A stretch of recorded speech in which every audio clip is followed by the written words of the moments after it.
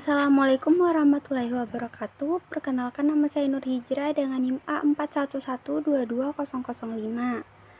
Pada hari ini saya akan mempresentasikan tugas saya, yaitu tugas mata kuliah strategi pembelajaran anak usia dini dengan materi macam-macam strategi pembelajaran.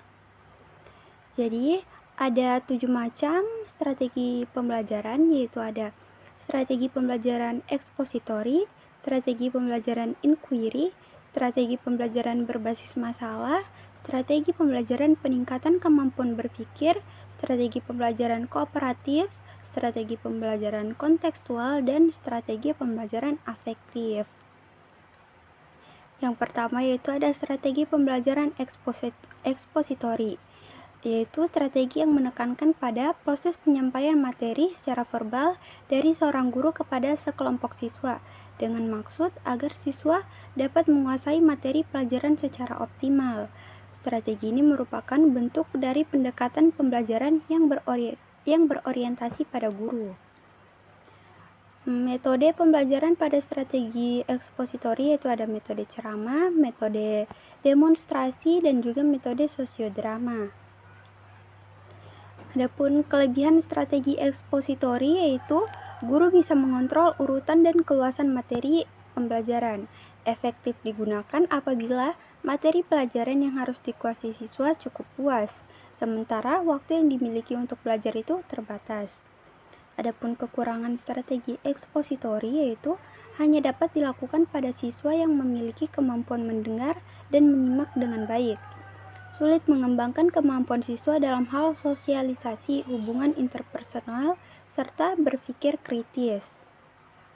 Selanjutnya yaitu strategi pembelajaran inquiry, yaitu rangkaian kegiatan pembelajaran yang menekankan pada proses berpikir secara kritis dan analisis untuk mencari dan menemukan jawaban sendiri dari suatu masalah yang ditanyakan, menekankan pada aktivitas siswa secara maksimal untuk mencari dan menemukan, artinya menempatkan siswa sebagai objek belajar.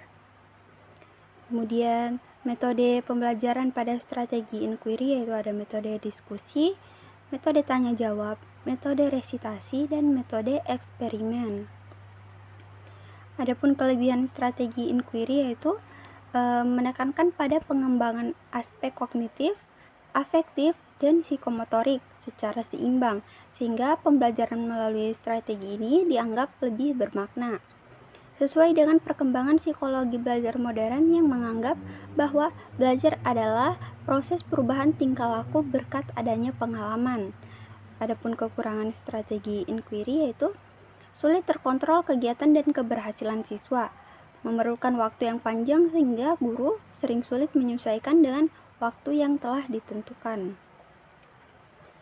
Selanjutnya itu strategi pembelajaran berbasis masalah.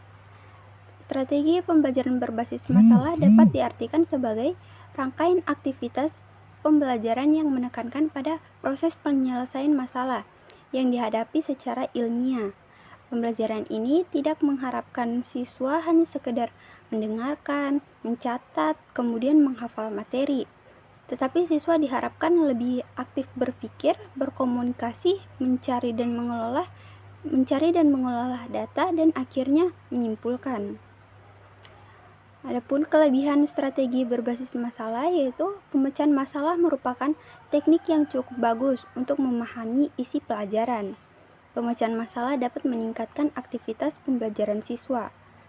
Kemudian kekurangan strategi ini yaitu ketika siswa tidak memiliki minat atau kepercayaan bahwa masalah yang dipelajari sulit untuk dipecahkan, maka mereka akan merasa enggan untuk mencoba. Kemudian keberhasilan strategi pembelajaran melalui problem solving membutuhkan cukup waktu untuk persiapan. Selanjutnya itu strategi pembelajaran peningkatan kemampuan berpikir, yaitu strategi yang menekankan pada kemampuan berpikir siswa. Materi pelajaran tidak disajikan begitu saja pada siswa, tetapi siswa dibimbing untuk menemukan sendiri konsep yang harus mereka kuasai melalui proses dialogis yang terus-menerus untuk memanfaatkan pengalaman siswa. Adapun kelebihan dari strategi peningkatan kemampuan berpikir yaitu melatih daya pikir siswa dalam penyelesaian masalah yang ditemukan dalam kehidupannya, memberikan kebebasan untuk mengeksplor kemampuan siswa dengan berbagai media yang ada. Adapun kekurangan strategi ini yaitu membutuhkan waktu yang banyak sehingga jika waktu pelajaran singkat tidak akan berjalan dengan lancar. Siswa yang memiliki kemampuan berpikir rendah akan kesulitan mengikuti pelajaran karena siswa selalu diarahkan untuk memecahkan masalah yang telah diberikan. Selanjutnya itu ada strategi pembelajaran kooperatif, yaitu rangkaian kegiatan belajar yang dilakukan siswa dalam kelompok tertentu untuk mencapai tujuan pembelajaran yang telah dirumuskan.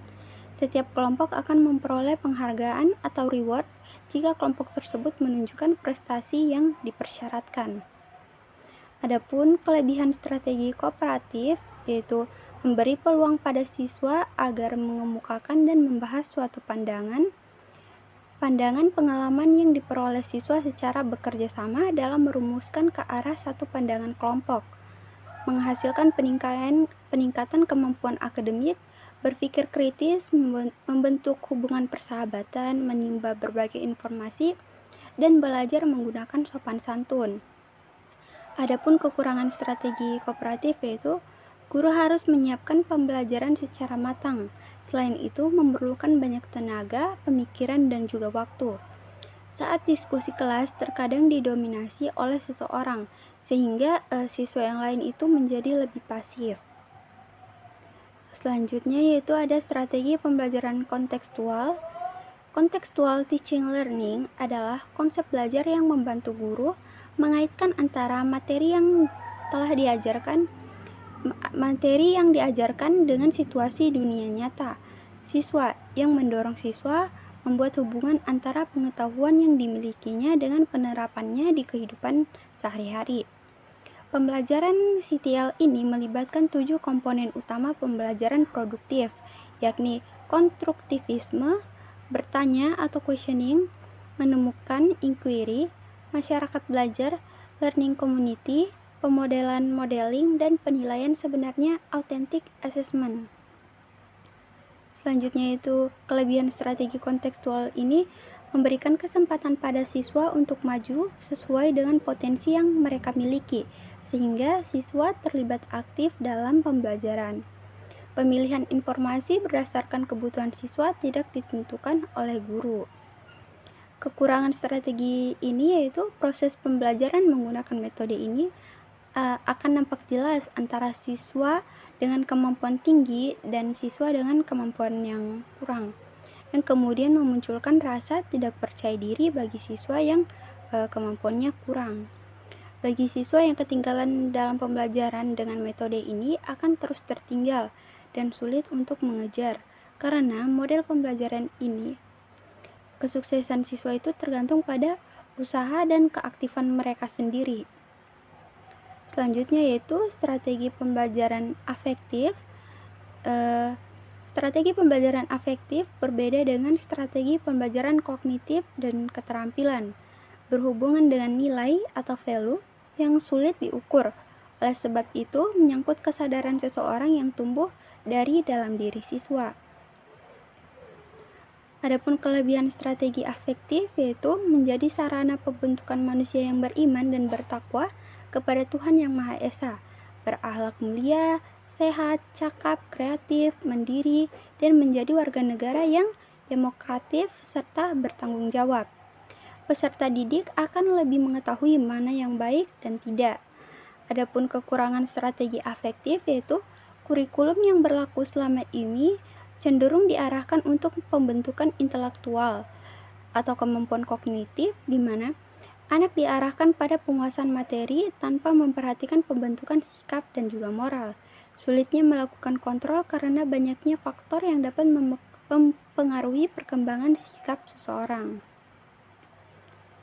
Baiklah, itu tadi hasil presentasi saya dengan materi macam-macam strategi pembelajaran.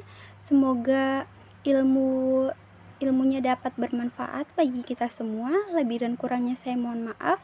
Wabillahi taufiq wal hidayah. Wassalamualaikum warahmatullahi wabarakatuh.